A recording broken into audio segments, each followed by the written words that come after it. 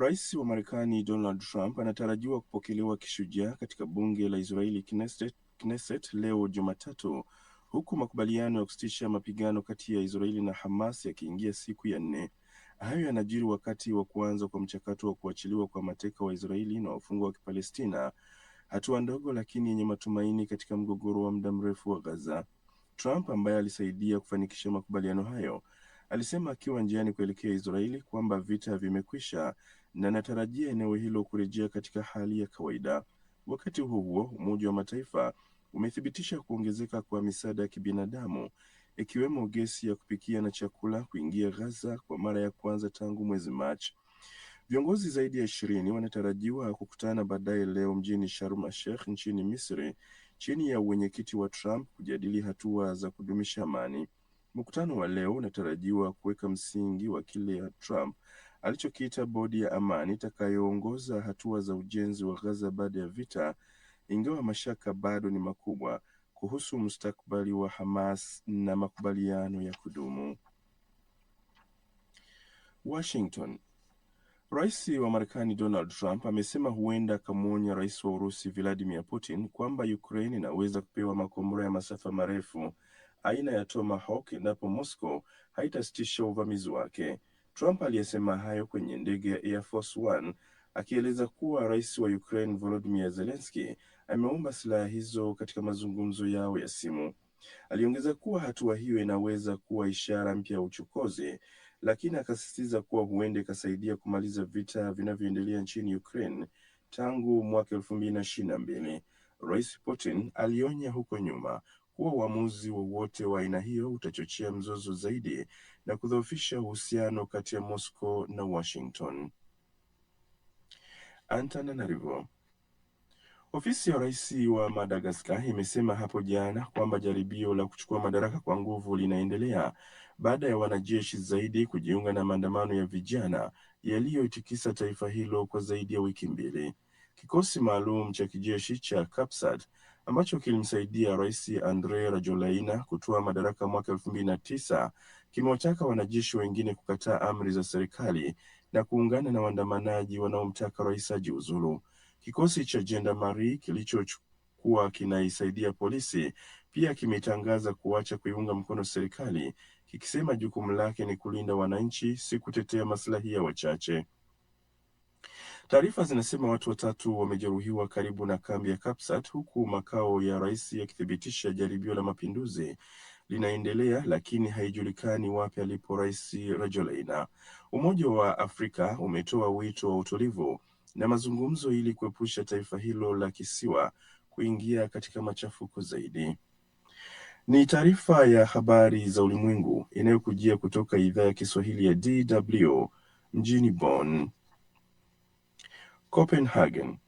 Ripoti mpya ya Global Tipping Points iliyotolewa na wanasayansi 160 inasema hata msitu wa mvua wa Amazon uko hatarini kuangamia endapo joto la dunia litazidi nyuzi 1.5 za Celsius. Watafiti pia wameonya kuhusu hatari ya kuvurugika kwa mtiririko wa maji ya bahari ya Atlantic unaosaidia kudhibiti baridi kali barani Ulaya. Mwandishi mkuu wa ripoti hiyo, Profesa Tim Lenton wa chuo kikuu cha Exeter, amesema mabadiliko yanatokea kwa kasi ya kutisha, lakini bado kuna matumaini, kwani kwa mara ya kwanza nishati mbadala imetoa umeme mwingi kuliko makaa ya mawe duniani. Wanasayansi wamezitaka nchi washiriki wa mkutano wa COP30 utakaofanyika Brazil mwezi Novemba kupunguza uzalishaji wa hewa ya ukaa haraka iwezekanavyo, wakionya kuwa dunia ipo njiani kufikia ongezeko la joto la takriban nyuzi 3.1 ifikapo mwishoni mwa karne hii. Accra. Ghana imekuwa taifa la 5 barani Afrika kufuzu kombe la dunia mwaka 2026 litakalofanyika Marekani, Mexico na Canada. Ghana, ambayo ilifika robo fainali mwaka 2010, ilijihakikishia nafasi hiyo baada ya kuifunga Comoros bao 1-0 kwenye uwanja wa Accra. Na huo ndio mwisho wa taarifa ya habari za ulimwengu kutoka Bonn.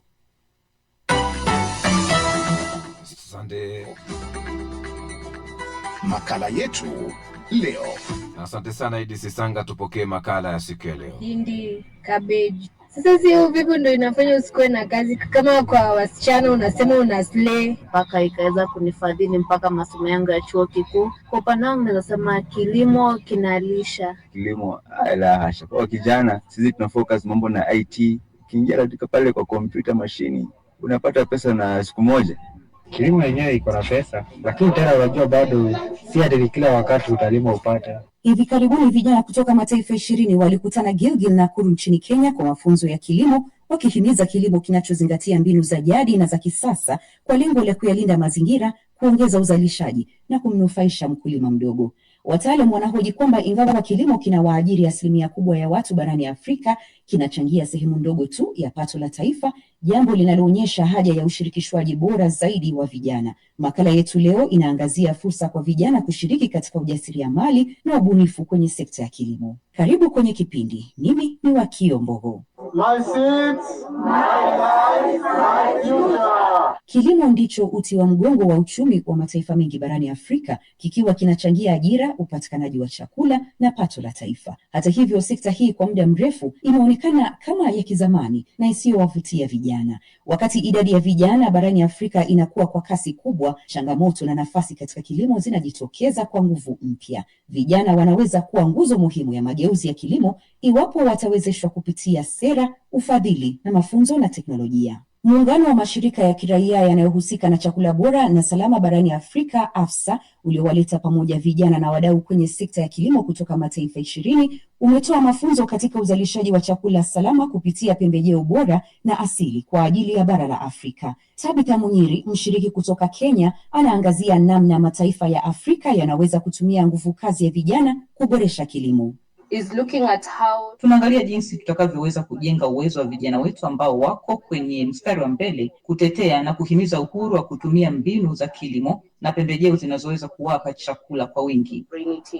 Licha ya nafasi kubwa iliyopo, vijana hukumbana na changamoto nyingi zinazowazuia kuingia au kustawi katika kilimo. Kwanza ni mtazamo hasi kuhusu kilimo, kwani vijana wengi hudhani kilimo ni kazi ya sulubu iliyopitwa na wakati na isiyo na faida. Upungufu wa elimu ya kilimo cha kisasa, utafiti na mbinu bunifu huwafanya kukosa mvuto wa kujiingiza kwenye kilimo.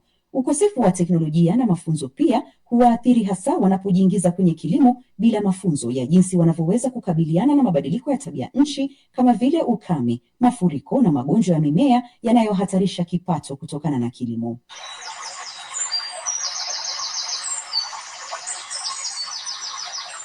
Baadhi ya wanaojitosa kwenye kilimo hukabiliwa na upungufu wa mitaji na mikopo, kwani benki nyingi na taasisi za kifedha hazitoi mikopo kwa urahisi kwa vijana kutokana na ukosefu wa dhamana na rekodi za kifedha. Upungufu wa ardhi ni changamoto nyingine. Kwenye jamii nyingi, ardhi inamilikiwa na wazee au ukoo, jambo linalowafanya vijana washindwe kupata ardhi ya kuendeleza kilimo cha kisasa. Wataalamu hawa wanasema vijana ni nyenzo muhimu kwa mageuzi ya kilimo barani Afrika. Hawa Gaye anasema changamoto walizonazo zinaweza kushughulikiwa kupitia ushirikiano wa mataifa, uwezeshaji wa sera na teknolojia, pamoja na ufadhili wa miradi bunifu.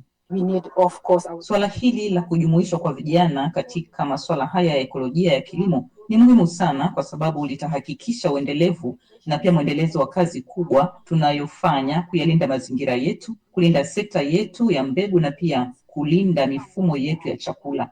in Africa. Ili kutambua nafasi ya vijana katika kilimo, serikali ya Afrika pamoja na mashirika ya kikanda na ya kimataifa yamechukua hatua kadhaa. Ajenda ya mwaka 2063 ya Umoja wa Afrika inalenga kuifikia Afrika yenye usalama wa chakula na uchumi wa viwanda, ambapo vijana wanachukuliwa kama injini kuu ya mabadiliko ya kilimo. Mpango wa NEPAD, yaani ushirikiano mpya kwa maendeleo ya Afrika, ni mpango wa maendeleo ya kiuchumi wa Umoja wa Afrika ambao unaweka lengo la takriban 10% ya bajeti ya kitaifa kutengwa kwa kilimo ili kuongeza uwekezaji, ikiwemo uwezeshaji wa vijana. Mashirika ya kimataifa kama Shirika la Kilimo Ulimwenguni FAO na Mfuko wa Kimataifa wa Maendeleo ya Kilimo IFAD yamezindua miradi ya kuendeleza kilimo cha vijana kupitia mikopo midogo, mafunzo ya ujasiriamali na upatikanaji wa teknolojia. Aidha, programu za jumuiya za kikanda kama Jumuiya ya Afrika Mashariki EAC, Jumuiya ya Maendeleo ya Nchi za Pembe ya Afrika IGAD Jumuiya ya Kiuchumi ya Nchi za Afrika Magharibi ECOWAS na Jumuiya ya Maendeleo ya Nchi za Kusini mwa Afrika SADC zinashirikiana kusukuma ajenda za uwezeshaji wa vijana katika kilimo, hasa kupitia mafunzo ya kitaaluma, upatikanaji wa masoko ya kikanda na miradi ya pamoja ya kilimo. Tunawahitaji pia watunga sera wetu na tunatoa wito kwa Umoja wa Afrika kuangalia kwa karibu mipango iliyowekwa na pia kanuni hizi na mifumo hii wanayoileta Afrika. Mikakati ya kitaifa kwenye nchi kama Kenya, Nigeria na Rwanda zimeanzisha mipango maalum ambayo inalenga kuwashawishi vijana kuingia kwenye kilimo cha kibiashara. Wataalamu wanahimiza kilimo kinachozingatia mazingira kupitia mbinu za kilimo zinazochanganya mbinu za jadi na za kisasa. Utamaduni na mila za Kiafrika zinashikilia mifumo tajiri yenye maarifa ambayo vijana wanaweza kutumia kufanya kilimo cha kisasa na kuendeleza kilimo huku wakiendelea kujikita katika utambulisho na urithi. Mbinu za jadi za kilimo kama vile mzunguko wa mazao, kilimo mseto na udhibiti wa wadudu wanaosababishwa na athari za matumizi ya mbegu za kisasa za GMO na utoaji wa hewa chafu ya kaboni zimetumika kwa karne nyingi. Vijana wanaweza kufanya mazoea haya kuwa ya kisasa kwa kuyachanganya na uvumbuzi wa kisayansi. Daniel Wanjama, mratibu katika kampuni ya Seed Savers Network, shirika linalohimiza matumizi ya mbegu za kiasili, anaeleza zaidi.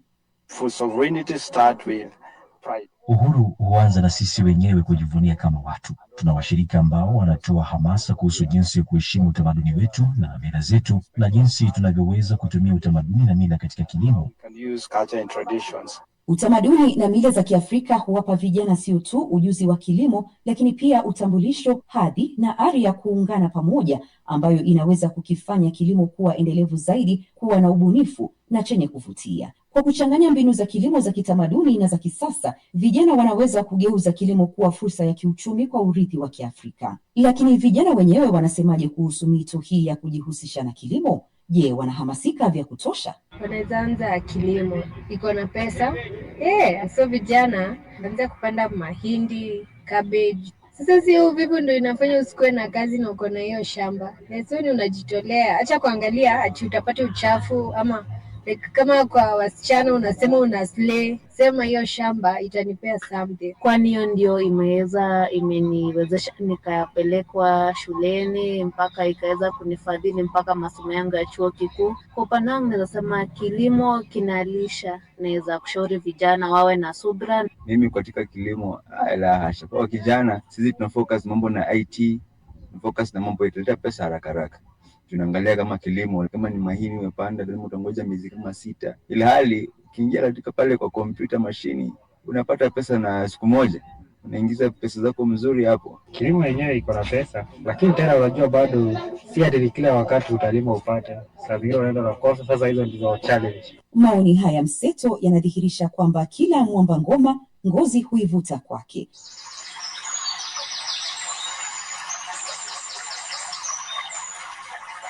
Na kwa nukta hii ndipo ninapofikia tamati ya makala yetu leo. Kipindi cha leo kimeangazia fursa kwa vijana kushiriki katika ujasiriamali na ubunifu kwenye sekta ya kilimo barani Afrika. Jina langu ni Wakio Mbogo, nikikushukuru kwa kuungana nami na kukutakia wakati mwema hadi mara nyingine. Kwaheri.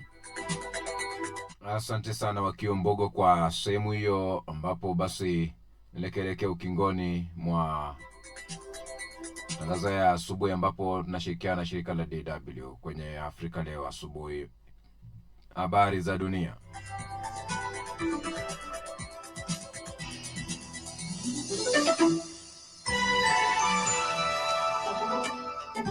DW. Vijana tugutuke.